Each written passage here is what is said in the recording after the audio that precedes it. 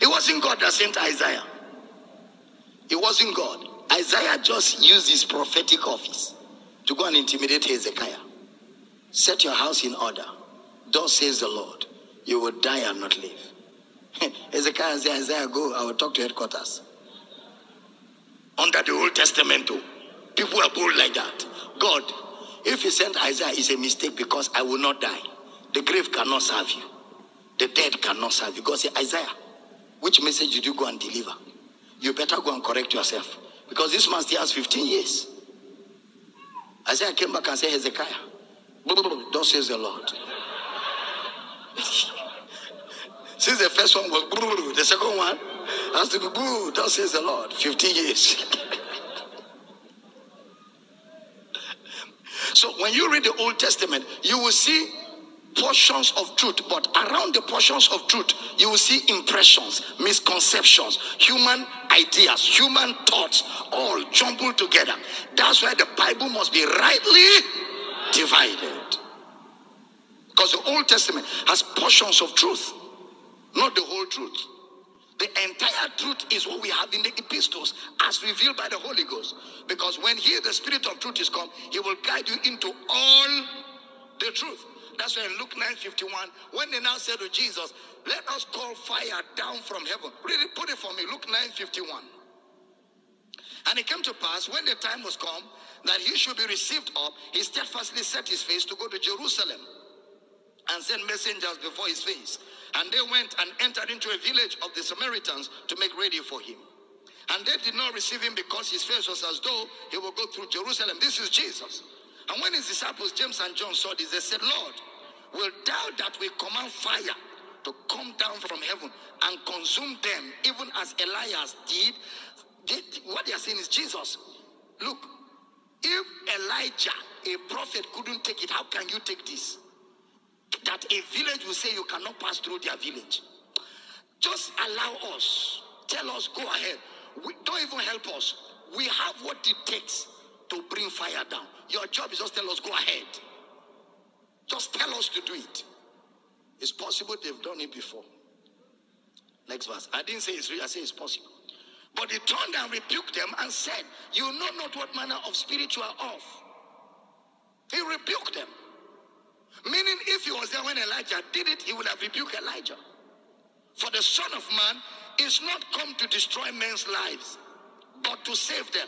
And they went to another village. They went to another village. So when people pray, be roasted, fire, fire, fire, fire, it's not to God. Because God doesn't answer such prayers. Why? The Son of Man has revealed the Father to us. And the Son of Man has revealed to us that God does not destroy men's lives. He saves men. The plan of God for mankind is salvation. Anything after salvation is not God's plan. Look at 1 Chronicles 21 verse 1. Let's see what really moved David to go and count Israel. 1 Chronicles 21 verse 1. And Satan stood up against Israel and provoked David to number Israel. Do you see? Do you now see clearly? So you will see that some of the writers, their impressions were expressed, while some had portions of truth. So it was Satan, it was not God, that moved David to number Israel. And when David did it, Satan operated through that and murdered 70,000 Jewish people. Cleared them out. Because the devil comes to steal, to kill, and to destroy. I didn't hear a good amen. It's like Exodus 20 verse 4. Thou shalt not make unto thee any graven image or any likeness of anything that is in heaven above, or that is in the earth beneath, or that is in the water under the earth. Next verse. Thou shalt not bow thyself to them, nor serve them. For I, the Lord thy God, a jealous God, visiting the iniquity of the fathers unto the children, unto the third and fourth generation of them that hate me. I've done exegesis on this. That word visit is taking care. So we saw that that word visit doesn't mean that God will bring punishment to the third and fourth generation. Rather, God will take care of that iniquity and preserve the generations. Now, when Moses said that, later on, through Ezekiel, the prophet, God used Ezekiel to correct Moses. In Ezekiel 18 verse 2. All these generational curses. What mean ye that you use this proverb concerning the land of Israel, saying, the fathers have eaten sour grapes, and the children's teeth are set on edge? Generational curse. That what the father did is affecting the children. Have you heard sometimes they'll tell you, the reason why you're not married is because of a shrine your father was worshiping. And people are preaching it and using it to milk innocent people. To keep innocent people also in bondage. Say, the reason why you're poor is because of what your father did. So instead of people to sit down and engage their minds in productivity and begin to think of what to do to help society, they are running around from one village to another looking for a powerful man of God that will free them from that. And while they are doing that, poverty continues. So you say society with people that are intelligent but no productivity. Their intelligence has not translated into societal development because their brains are messed up. Their minds are messed up. They've been told a lie. And in the pursuit of a lie, they cannot have meaningful life. Am I teaching here?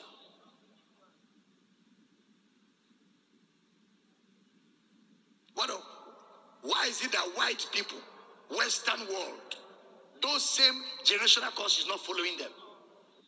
Because they have not allowed that fallacy to paralyze their mental capacity.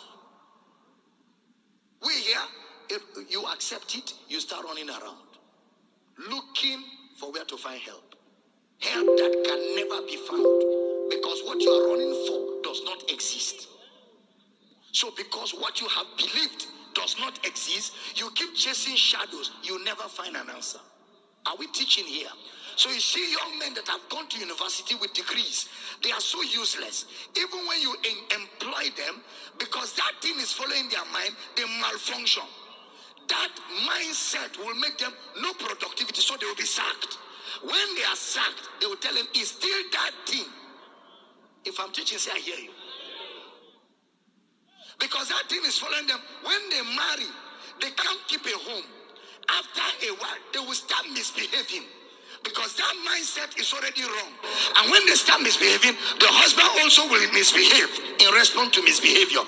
End of matter. Marriage will break. They will say, that thing in your family will not allow you keep a marriage. I don't know if I'm teaching here.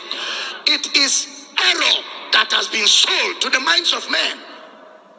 It's deception. It's deception. And young preachers who should go to school and study the Bible well will not study. They will just learn all those deceptive messages and carry it on. So from generation to generation, error is being carried forward. So people remain perpetually bound. I was watching one of the broadcasts on TV, was a CNN.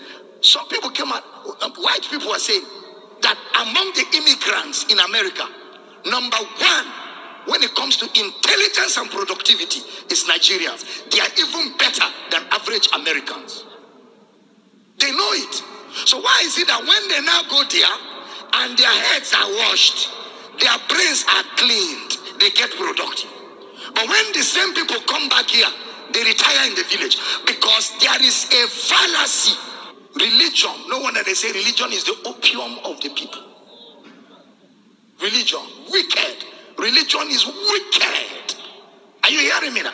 Religion, that's why Jesus always abused religious leaders. Because Jesus is not religious. Christianity is not a religion. Christianity is a relationship. Religion is a make-believe system. Religion is man's attempt to look for God. Christianity is God locating man. Religion is man in search for God.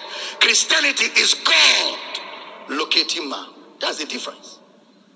So while religion is going like this, Christianity is going like this. They don't have the same direction. Am I teaching good? I said, am I teaching good? So people keep looking for deliverance. deliverance from ancestral causes, from generational causes, from family altars. Which kind of altar? Look at it in that Ezekiel chapter 18 verse 2. What mean ye that you use this proverb concerning the land of Israel, saying, the fathers have eaten sour grapes, and the children's teeth are set on edge? Next verse. As I live, saith the Lord God, you shall not have occasion anymore. This thing will not happen again, to use this proverb in Israel. Next verse.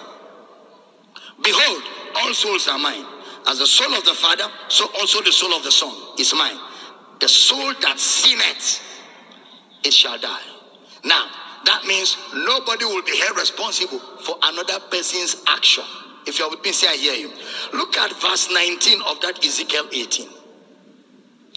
Yet say ye, why? Doth not the Son bear the iniquity of the Father? When the Son had done that which is lawful and right, and had kept all my statutes, and had done them, he shall surely live. Next verse. The soul that sinneth, it shall die. The Son shall not bear the iniquity of the Father. Can you see that in black and white? Neither shall the Father bear the iniquity of the Son. The righteousness of the righteous shall be upon him, and the wickedness of the wicked. Finish. Nothing like generational curse. Not anybody asks you to come for generational curse freedom. It's fraud. Nothing like generational curse. The wickedness of the wicked shall be on him. Any soul that sins shall carry his problem. If the father misbehaves, he will carry his problem. The problem of the father shall not be transferred on the son. Nothing like that. Nothing like that. It's just superstition and ignorance and a lack of thorough work in studying the word of God. There's nothing like generational curse. It does not exist. Did you hear what I said? It's fraud. And anybody who is subjecting himself to those things has accepted to be a fool. It's a deliberate consent to foolishness. Pursuing what does not happen. Do you know that is why every year they keep breaking it? You know why they are breaking it every year? Because it is not there. You didn't hear what I said. You know why they keep breaking it every year? Because it is not there. So since it is not there, it will never break. You didn't hear what I said. That's why they break it every year, because it is not there. So since it is not there, it will never break. Otherwise, you know the name of Jesus. If there was such a thing, and a man of God and you agree and say, in the name of Jesus, be broken, it should break. But every year, they call the name, they put anointing oil on your head, they have bathed you with oil until we don't know whether you're a human being or you're just a glass. You are reflecting human beings because of excessive use of olive oil. Yet, the generation